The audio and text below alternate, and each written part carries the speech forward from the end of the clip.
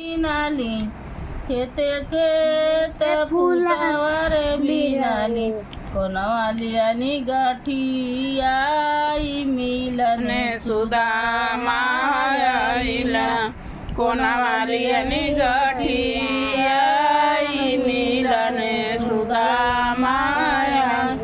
हसी हसी रुक्मिणी पूछ हसी हसी रुक्मिणी पूछ केहू लागेला तू हार मिलने सुदामा आईला केहू लागेला तू हार मिलने सुदामा